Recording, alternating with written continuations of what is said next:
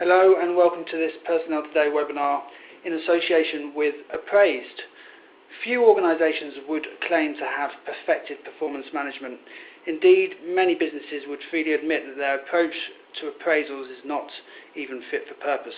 The mere mention of a performance review often results in an instinctive eye roll, whether that's from the employee, the line manager, or perhaps even the HR professional.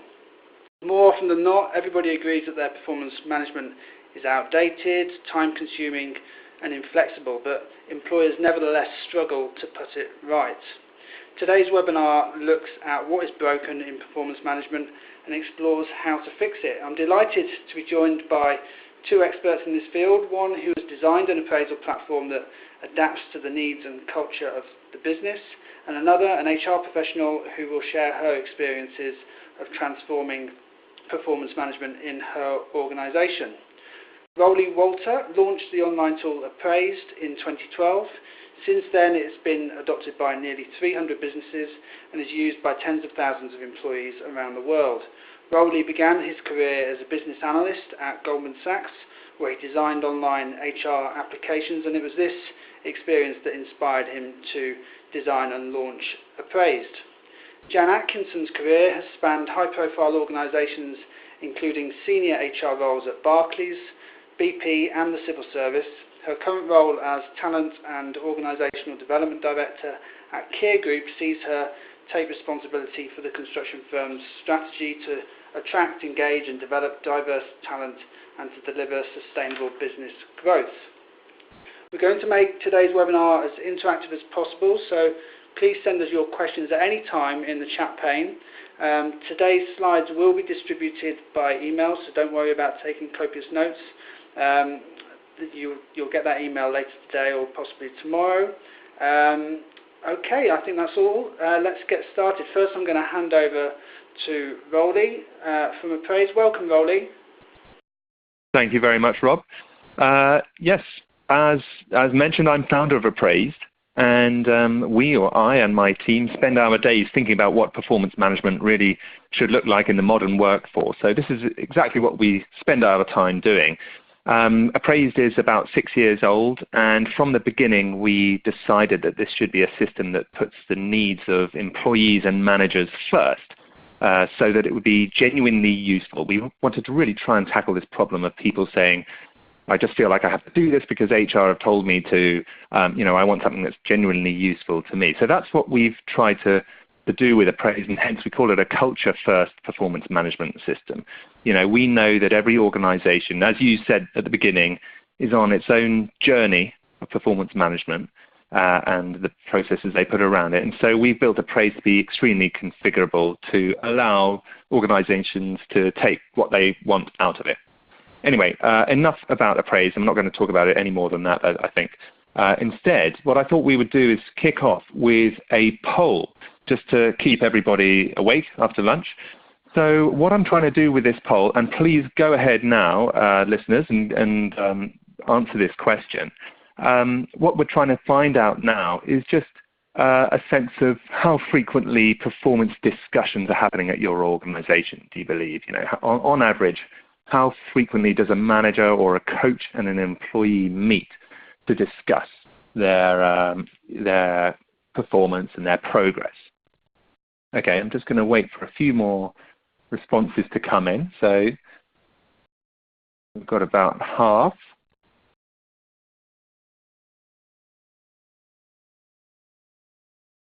Okay, just a few more coming in now. Thank you. That's really useful. Rob, you probably know when is a good time to switch this off. Yeah, I think we can close the poll there. There we go. Great. Okay, this is interesting. Thank you very much. I think one of the things that will be most interesting about this is that you'll be, the listeners will be able to look at this and kind of think, oh, that's quite interesting. Actually, I'm in the majority, or we're in the minority here. I think what we're seeing, clearly most organizations are doing performance reviews annually or twice a year.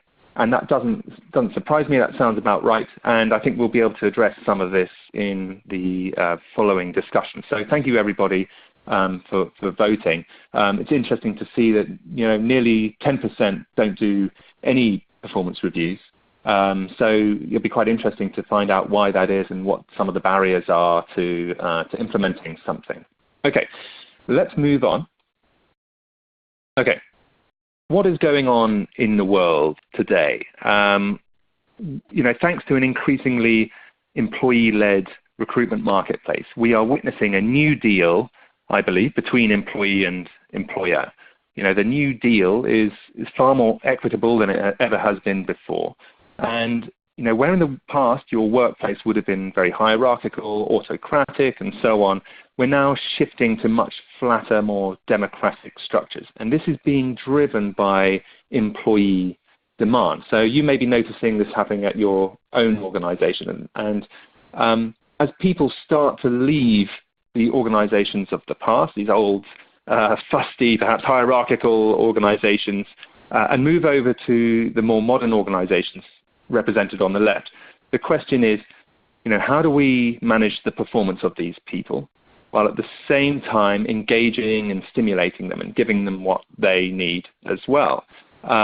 What we're hearing from people when you do any kind of surveys is that people say they want a sense of purpose and authenticity. They do want to receive feedback, and not just once a year. They want to be recognized for the work that they're doing. They want a sense of personal development and a general sense of progress in their lives. And these are the demands of employees to keep them engaged with their work. So the question is there a way that we can provide this, that organizations can provide this, yet ensure that the business itself remains viable and successful? What we're trying to find is some kind of a win-win. And that is exactly what modern performance management practices aim to deliver. Okay, what I'd be curious to know now, so we're going to move to another poll, so get ready. I'm just curious to know about the mood of the people listening. Do you feel, where do you feel you are between the past and the future? Do you feel like this is a pressing matter?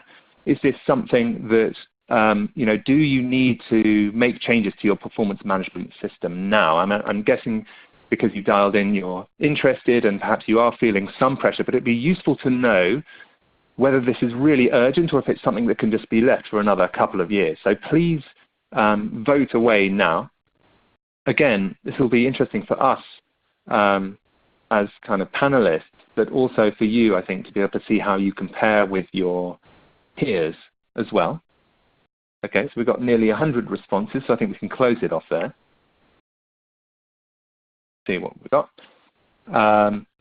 Okay, so I think we've got about nearly 80% who are planning to make a change in the next few months or within 2019. So this is a pressing topic for most. Those who are not planning any changes, it'd be interesting to know why. Perhaps it's because you feel like you're already on top of it, and that's great. But do let us know in the comments. Okay, let's move on. Right, what I've got here is a slide. I'm going to spend a few minutes on this. In fact, this is my last slide.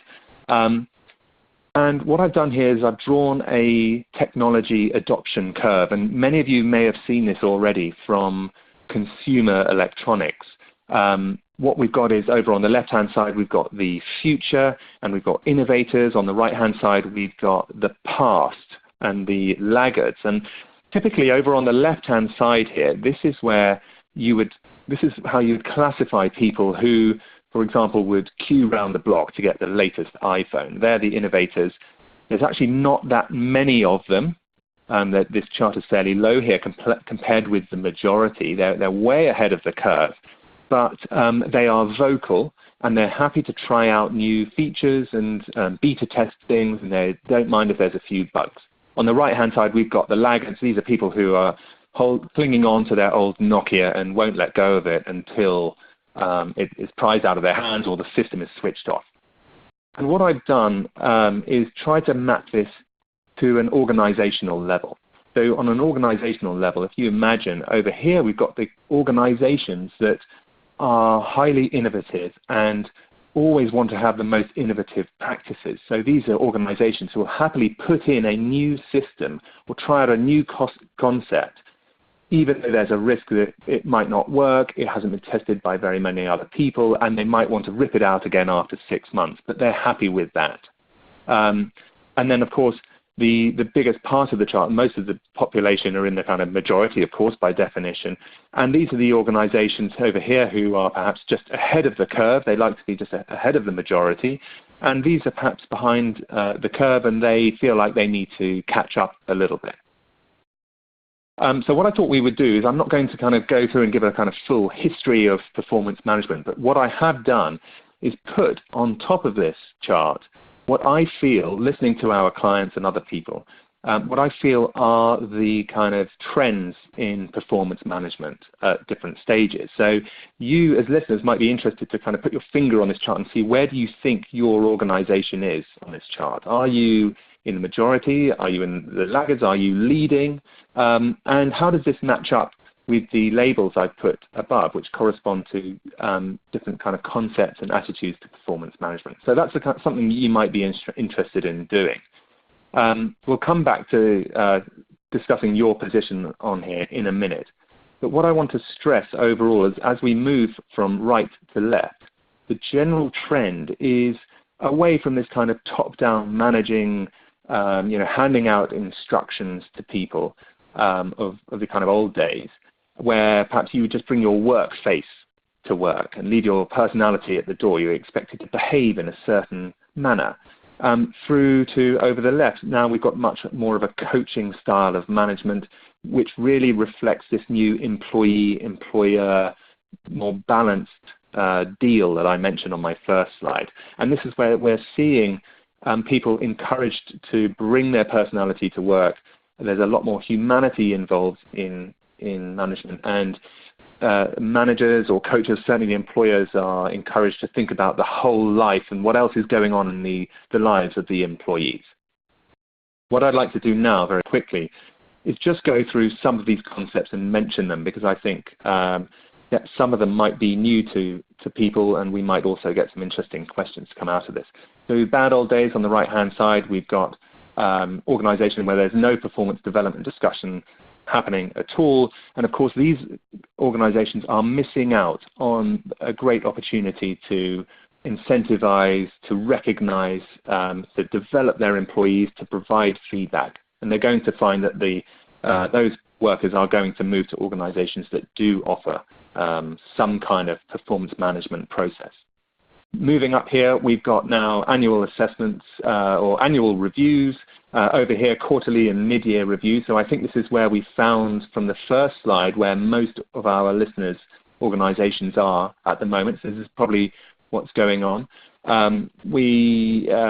What's becoming less fashionable now, I would say, is grading and calibration with bell curves and numerous kind of quantitative analysis on competencies and things like that. I think people are starting to see that actually sometimes employee performance and gradings and ratings don't actually follow a bell curve, and actually that's not necessarily a good way of modeling human behavior at work. However, I would like to say a strong point in favor of annual reviews, provided that they are supplemented by something from over on the left-hand side. And that's because, as we all approach January 2019, we'll all be doing something that is very natural and very human. It's not just, it is tradition, but it's not just all about tradition, and that is reflecting on the past year and looking to the future and maybe setting some New Year's resolutions. I believe that's a really natural, important, useful exercise to go through, and it absolutely does belong at work as well. The problem is that it's just not frequent enough to keep people engaged and to foresee problems. Hence, most organizations are moving over here towards quarterly or mid-year reviews, so more frequent reviews. They'll be using smart objectives, which is excellent, but perhaps they'll only be set at the beginning of the year and then reviewed at the end of the year, which can have problems if priorities change throughout the year, which they almost inevitably will in any organization. I do worry sometimes, though, and we've spoken to some clients about this, about putting too much emphasis on quantitative analysis of objectives. So that is your manager giving you a rating on each of your objectives, averaging it up, reaching a score like 3.13, and then saying, well, that's a little bit more than the next person, therefore you're going to get this kind of bonus. I think there is a fear that some of this data is not accurate enough, it's not statistically significant enough to be able to draw as many conclusions as people like to do. Let's move over to the left-hand side and see how things are evolving, because check-ins, and I'm sure everybody's heard about these, check-ins really reflect the new coaching style of management. So just like if you were to have a personal trainer or a sports coach or even a therapist, you would do a series of short, sharp discussions, perhaps once a week, or in the world of work, perhaps once every 4 weeks or 6 weeks, where the focus is much less about assessing competencies and skills and much more about encouraging the employee to reflect and come up with their own solutions to their situation. And we see many organizations moving towards this very successfully. And we've recently published a really interesting blog post about a case study about Shopify, which is a huge Canadian tech organization, how they're using check-ins combined with assessment every now and then extremely effectively. It's very interesting. We're moving to a lot more qualitative continuous feedback, which is owned by the employee themselves. So no longer needs to be something that HR set up and configure for everybody once a year. It could be something that employees can just gather themselves whenever they want to get it. Social recognition tools, I think, do work really well in modern workplace as well, because unlike the kind of big, bad, scary internet where, where there are trolls lurking in every corner, within your organization, it's a closed community. And, I think there's actually huge value to be obtained from those sorts of tools, and we will see those embedded much more within the performance management discussions. We're also seeing, and unless you work for a Californian tech company, you may not have heard of OKRs and V2MONs. And if you're curious, please let us know in the Q&A, because I can explain these in more detail, but they're essentially an evolution of SMART objectives that I think are really interesting and useful, and something that you really might like to consider. Here I put down separate promotion reviews, because you've got to remember that the organization needs to get what it wants out of these reviews as well. You also need to know who to promote, or who's at risk of leaving, or what your succession plan looks like. And so many of our clients certainly are using Appraisd, for example, or another tool to do surveys and reviews outside of the performance management cycle to find out that kind of information that's of value to them centrally. What I think we're going to see more and more in the future is, again, as we move to the left and more of this kind of encompassing the whole life of the employee, is a focus on well-being and mental health. And I think these will become common topics talked about during check-ins. It won't just be, the taboos are being broken, every day, which is fantastic. And I think it'll become the sort of discussion that you will be able to have with somebody at your organization whenever you want. There will also, within these check-ins and reviews, be a stronger link to the employee's engagement. So we may get to the point where managers see a lot more data about an individual's engagement and are expected to address that data during these regular meetings.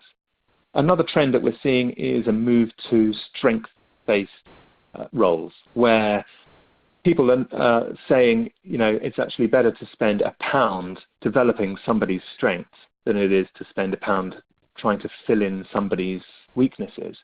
So in the past, where you do an assessment and you would try and find the gaps in the skills, we're starting to see people say, well, okay, actually these are your strengths, so let's find a suitable role for you.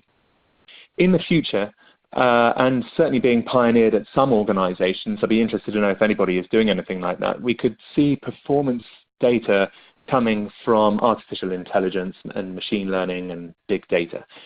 it's not impossible to imagine that there could be some kind of program installed on your computer that monitors the emails that you send out, the tone of voice you use, different times of the day. CCTV could be monitoring your facial expressions and who you're talking, what's on your desk even. All of this could potentially be fed into some system to figure out levels of engagement and performance. I think this, to most people this will sound terrifying. I don't think it will happen in a kind of big bang. Instead, it'll sort of creep up on us, and we need to be cautious. However, and obviously, what we really need to know is what are the benefits that it can bring for us. And there are some, I believe. One of the things that we know about humans is that we all suffer from inherent bias.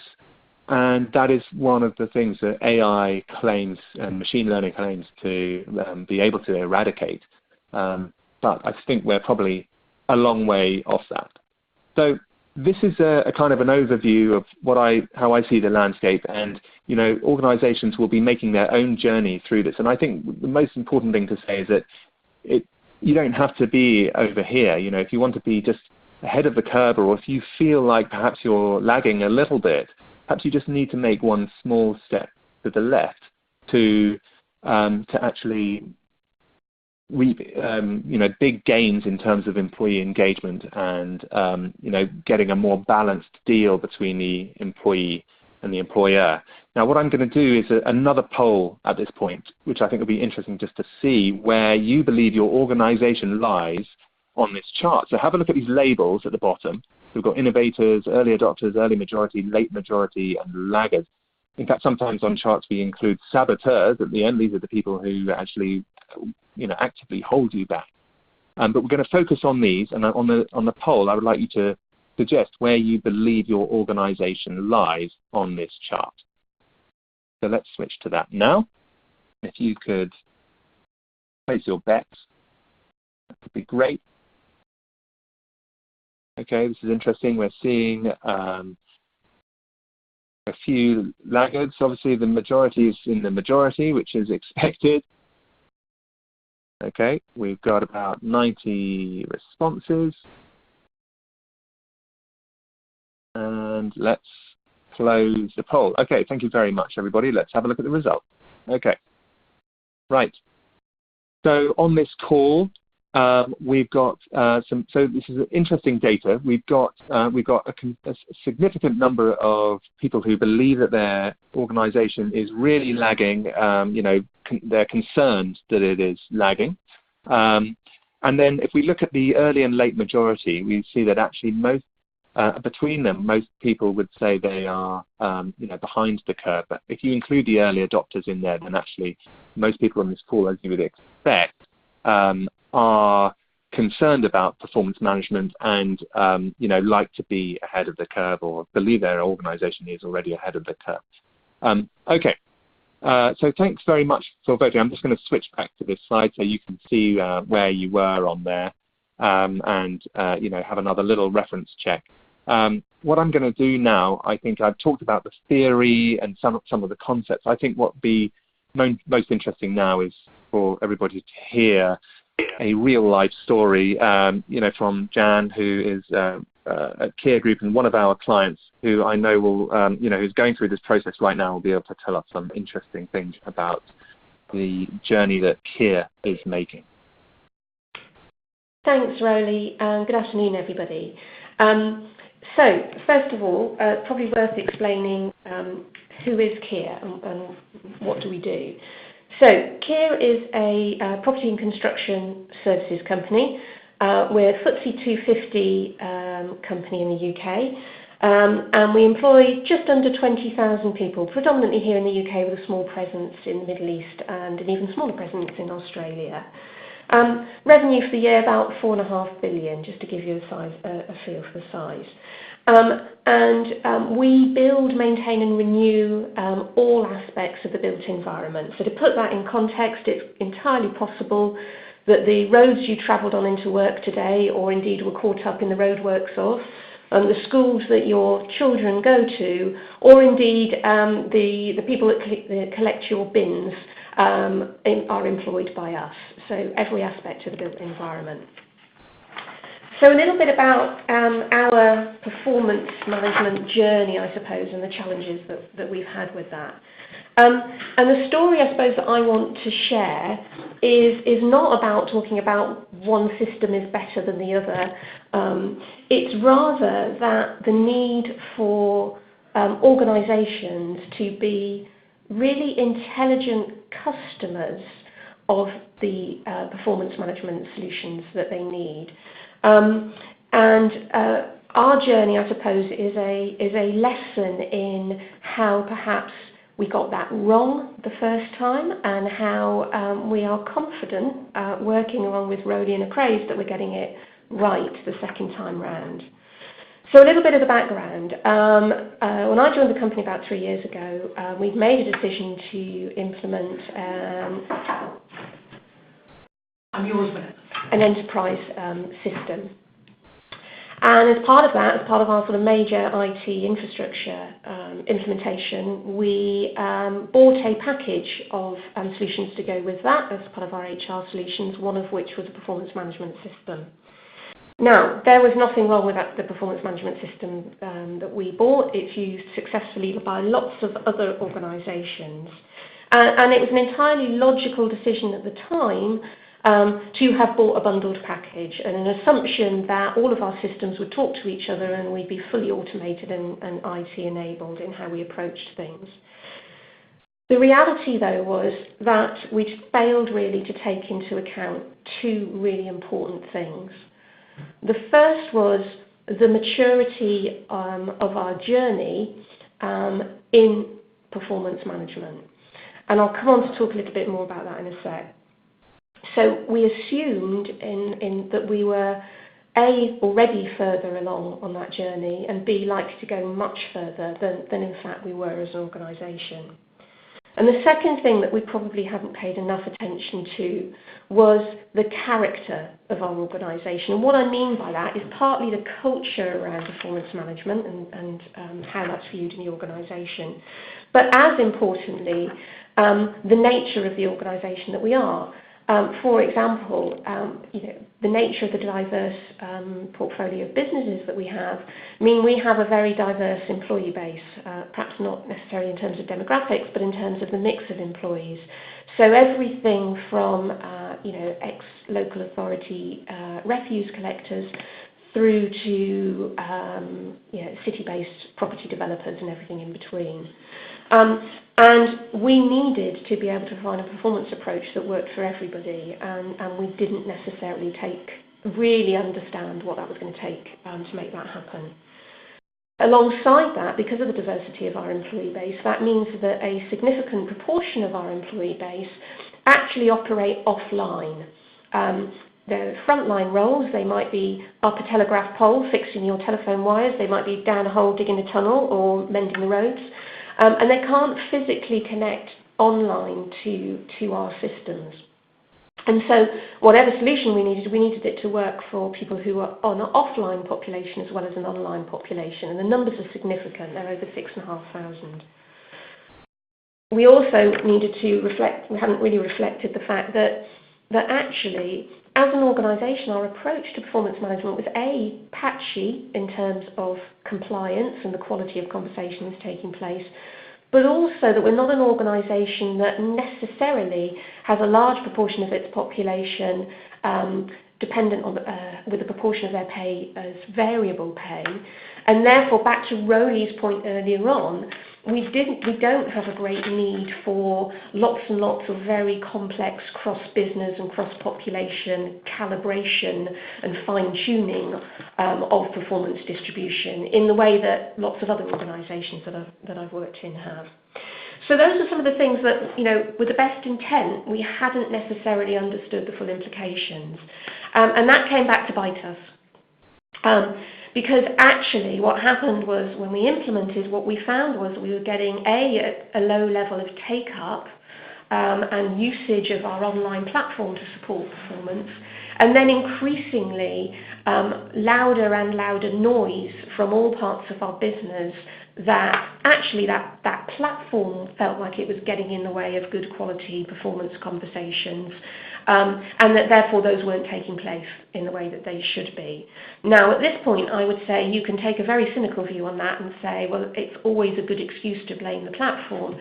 But the reality is, our main aim was to have fantastic, good quality performance and development conversations taking place, and to have some assurance that the whole organisation, people felt they understood how their individual contribution aligns to the overall group strategy. And the noise came through loud and clear that we simply weren't in that space. So that would be my second lesson from an HR professional's perspective, which is always listen to your audience and listen to the business. And very visibly and very quickly respond to that, which we did.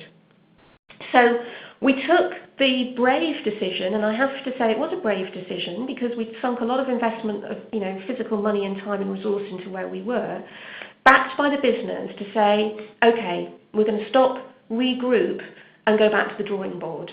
And this time we're going to be really intelligent, and we're going to engage the whole business, to find a solution that works for every part of our business. So just before I talk a little bit about how we approached that, back to that point about we got real about where we were on our journey and our maturity as an organisation around performance management. And I would say we were very clear when we really stepped back and looked at it that today we're probably somewhere between a paper-based system for our offline population and the use of a performance management system. There are performance conversations, we track performance, etc. There's mixed levels of quality of those conversations, and quite hard for us to quantify that and to sample that at the moment. But we do have an organisation that gets that it should be doing performance management and has that kind of regular cycle for doing it. When we looked at where we need to get to, I would say we were quite realistic to say this time round, we are never going to be world class, and in Rowley's terms, we are not going to be the mavens, the innovators necessarily in this space. But we do want to to shift that performance culture to be much less about the set piece twice a year, sit down and do your formal performance review, much more real time, genuinely about in the moment performance and development conversations where people really feel that they catch the richness of feedback when it's relevant and can reflect that in the approach that they take, and that this is something that actually helps them achieve their full potential and understand how they contribute. So, we are not looking to go down that route of having really sophisticated and complex ratings and distributions that drive a significant proportion of the population's variable pay off the back of that. Okay. So what did we do? Well, we learnt our lessons and we set some really clear design principles, and we used these and agreed these with all parts of the business to say, okay, we are going to go out and we are going to do two things. We are going to design our performance approach along these principles, and we are going to use these as the basis to go out and find the best in the market platform that's going to deliver and help us deliver this approach. And in a nutshell, we went through and said, what do we need now? What do we need in the future? And we decided we needed a performance approach that was simple, that it was engaging, that it allowed us to measure the what and the how really easily, but that it didn't have to layer in lots and lots of complexity and rigor. That actually what we wanted something was that individuals could sit down with their supervisor or their line manager and really feel they were having an engaging conversation, and that the platform and the system and the technology supported that and didn't get in the way. So, fairly simple set of wants, you'd think. But this was quite a revelation for us. And so we went out into the market, and my team really looked rigorously at every kind of system that was on offer to us.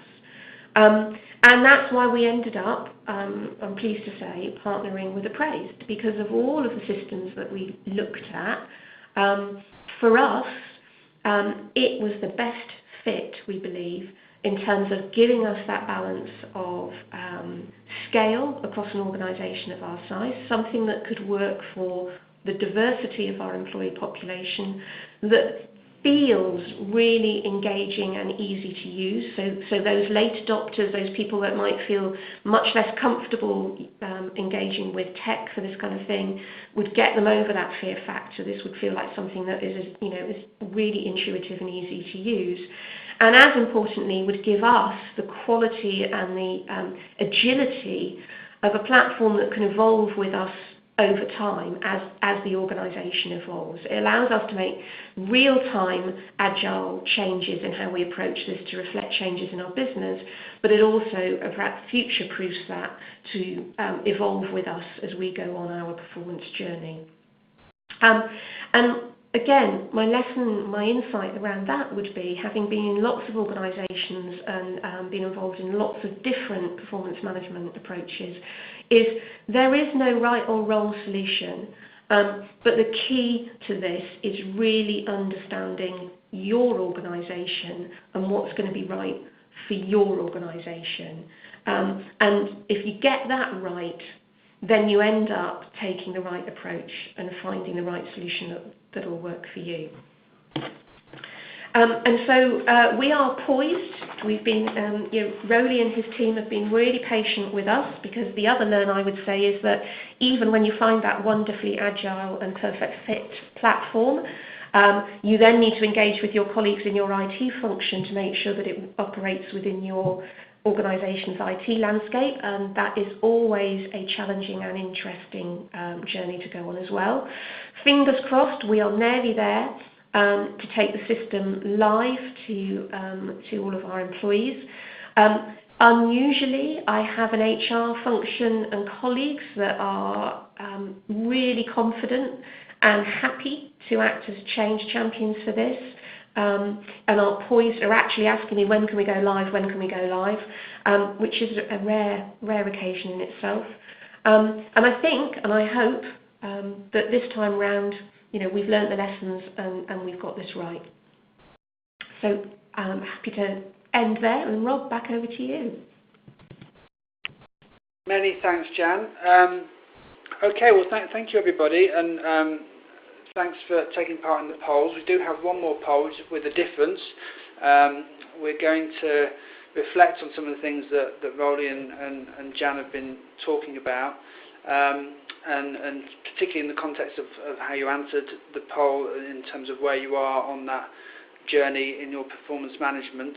And the question that we're going to ask you next is this one. What is holding you back from making changes to your performance management system? You can type in the box and we will see your answers. You can type as little or as much as you like, and I guess Jan and Rowley, we can start to look at the answers as they come in. So someone has answered other business priorities, and now we're getting plenty of things coming in. Board of Directors, old school. Rowley, are there any here that you recognise? Yeah, absolutely. Yeah, I think I recognise all of these. Other business priorities, yes. There are plenty of pressures on businesses these days. Whether it could be Brexit or whatever, and inevitably some things that are kind of important but don't appear to be urgent, may get pushed back. I think eventually everybody will find a point where it does become urgent, and possibly, you hope that just doesn't happen too late. Yeah, I have seen that one before. I think there's a few people citing senior management, board of directors, old school. I think ideally the kind of language that I use on my first slide, which is about the old and the new, the future and the past organizations and what the new demands from employees are, that kind of language, that vocabulary will become completely commonplace. It's the sort of thing that people should be talking about in every boardroom. And I think, as practitioners, that's something that we can do, perhaps, is more of that, to make sure that this is common language that everybody understands, so that those kind of old school directors, appreciate that this is a serious issue, that if they don't address it, they're going to struggle to retain and attract the right people. So yeah, that's my view on those. I'm going to see what else we've got on the list here. Jan, I don't know if you've got any views on attitudes, whether you found any kind of appetite for change or resistance, and how you got around that at senior level. So I would say a couple of things. I mean, I alluded to them when I was talking earlier on, both aspects of it. The first is that it's very easy in the business for line managers or employees to find reasons not to engage in the performance management process. And therefore the challenge for us as HR professionals, if we're going to help the business really take it seriously, is to make it as simple and engaging and value-adding an experience as possible. And I don't say that lightly, because I've worked in plenty of other organisations where sometimes I think we get carried away with our own cleverness and forget that at the end of this, the end of the food chain, it might be in our case, an operative who's out there in all weathers, who really just needs to know, the basics of how do you want me to behave and how do you want me to operate, and what do I get, recognised for. So I think, it's really important that we always think about the end user when we're looking at it, and what they really need from us, what the organisation needs. The second thing I alluded to was the fact that actually our business leadership were pretty brave, because they were willing to kind of stand by us, when we said, look, I think we've got this wrong. And that was no mean feat. As I said, we had invested a lot of time, money and energy in where we were. And so I think it really is important. It starts with the top. It starts with your board and your senior leaders making it clear that this is something that matters, and then backing whatever approach you're going to make and walking the talk on it. Because if you don't have that, then all you end up with is a fairly sterile system. Okay, that's great. And Mark's just sent in a question. So how do you keep it simple, but make people in different teams, divisions, countries feel like it's tailored for them? Is that something that you have to do, Jan, given the diversity of your organisation? Yeah, so I think a lot of that, I mean, what we've got with the approach is we've got the ability, for example, to, we have 5 strategic priorities. You can see them on the first slide that I produced. Those are common across all parts of our business, but the approach that we've taken, with our perform approach is those can either be cascaded right down, or they can then be tailored and localised and made real for what that means at a very local level. So you can get that corporate glue that says, strategically, these are the strategic objectives and we're all moving in the same direction. But the key is that it's very easy for a line manager with their local team to go, what that means for us in language that we understand is this. And then actually everybody can see how they contribute. So building in the flexibility to be able to kind of have that flexibility of language and really make it real to individuals at a local level, I think is key. And most of that, clever technology is behind the scenes that allows that to happen. But for us as a user, when they see the Appraisd system and when they're doing that, it is real time. I can go in there and I can type that and I can share that with my team, and we can sit and change that wording and get something that feels very, very personal to them. Okay, just to add to that, if that's right, it's a really interesting question, and I think it points to something that we always encourage our clients to do, which is to let go a little bit of all the controls. And so, for example, in our system, you can switch certain things on and off. You can either say, right, everybody is going to have a quarterly review and that's it, or you can enable everything, and that means that everybody can have a review or a check-in or feedback session or whatever whenever they want.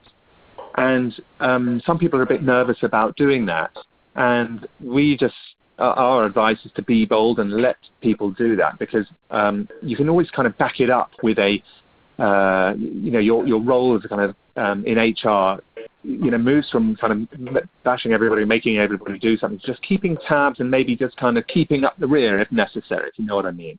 And what this means is you're encouraging managers to have a little bit of their own, to use their own style. And I think that's really important. You don't want to dictate how every manager manages their team. Every manager is different, and they'll have their own way of doing things. And in many cases, that's absolutely fair enough, and that's what you want to encourage. So we do say to clients, do try and let go a little bit and let people use it in the way they want to, and then just monitor what's going on. Thank you, Rolly. We just had a question in from Stuart around something you mentioned earlier around the bell curve being outdated. So I think this is referring to the normal distribution of scores when you're using a performance management system. He asked, if not a normal distribution, then how is performance distributed? Okay, yeah, good question. Basically, my point comes from looking at a McKinsey report the other day, which I will try and share if I can get the link. Actually, it's sort of related to this concept that actually, if you plot all the scores on a chart, yes, you might see a normal distribution. It doesn't tell you that it may not. There are other factors at play here. The data that you've received may not have been entered in accurately. It's highly subjective. There's definitely a lot of bias there. We've got to remember that, yes, the scores might go on a normal distribution, but maybe performance doesn't. The scores are an intermediary way of measuring performance that perhaps is not actually that accurate. So yeah, the scores might be normally distributed, but the actual performance might not. And some people say, like the Pareto principle, that actually 80% of the results come from 20% of the people, for example. And that is something that I think could be true and does not necessarily sit well with a kind of normally distributed bell curve. So my main point is that I do worry about kind of over-analysis of data that is built upon layers of assumptions and estimates. Thank you, Rolly. Yeah, I remember us writing some pieces a few years ago now on Personnel Today around how the bell curve and the normal distribution is kind of inherited from the education sector, where of course there is a normal distribution of abilities. But actually what it doesn't take into account amongst employers is the fact that you've already gone out into the market and chosen who you want, and so that normal distribution is skewed almost straight away because of your recruitment process. Anyway, let's move on. Yeah. A few people have asked for a bit more information. So Polly and Daxa and Karina have asked around OKRs and V2 MOM. If you could just elaborate a bit, Rolly, on those phrases. Yep. Okay. OKRs stand for Objectives and Key Results. V2 MOMs, I think from memory, Vision, Values, Methods, Objectives and Measurables, I think. So these are just evolution of kind of SMART goals. And OKRs were developed at Intel in the 90s, became very popular at Google, and are now used by all kinds of Silicon Valley organizations. V2 MOMs invented by Mark Benioff, who started Salesforce. They are both cascaded objectives, so they're cascaded down from the top level. And something that's quite interesting about these V2 MOMs and OKRs is one of the things about them is they're meant to be transparent, so that you are able to see anybody else's OKRs within the organization. They're completely open. The individuals set these OKRs and review them quarterly, so they don't set anything that goes beyond that, I think. The company can set longer-term goals, 2 years, 5 years, or 10 years, but the individual just works on quarterly objectives. The objective, when you put in an objective, and which it's meant to be inspiring. Okay, it's meant to be unlike SMART goals. It doesn't contain a number such as increase X by 10%. These are meant to be things that inspire you, encourage you to shoot for the stars. But then you have these key results, which will help you measure the progress towards meeting that objective. So you might have a number of key results, and they will contain numbers such as sales leads go up by 10%, or you might have another one which is sales leads go up by 20%, and the third one which is 30%, and so on. Tied to each of these objectives, you might have initiatives as well, which describe the actual work that you're going to do to attempt to reach those results. And my kind of favorite thing about OKRs is that they encourage aspiration and ambition. So you are not expected to fully achieve, suppose you have 10 OKRs, you're expected to achieve maybe 6 or 7 or possibly 8 of those. If you're consistently achieving 8, 9 or 10 of your objectives, then that's a sign that you're not being quite aspirational enough. And I think this is great because it reduces the kind of risk. It helps people to kind of aim a bit higher. And the danger with SMART goals, I think, is that you feel like you have to achieve every single one, and if you don't, there's something wrong with your performance. When actually we know that there are many other factors at play here. So I would encourage everybody to maybe do a quick Google search for OKRs. I think probably the more popular than V2 MONs, and you may find they work well for you. It's something that you can obviously do on bits of paper or Excel, but obviously a system will help enormously. It's designed to do it will help enormously when it comes to the kind of transparency aspect and being able to find anybody else's OKRs within the organisation. Okay, thank you.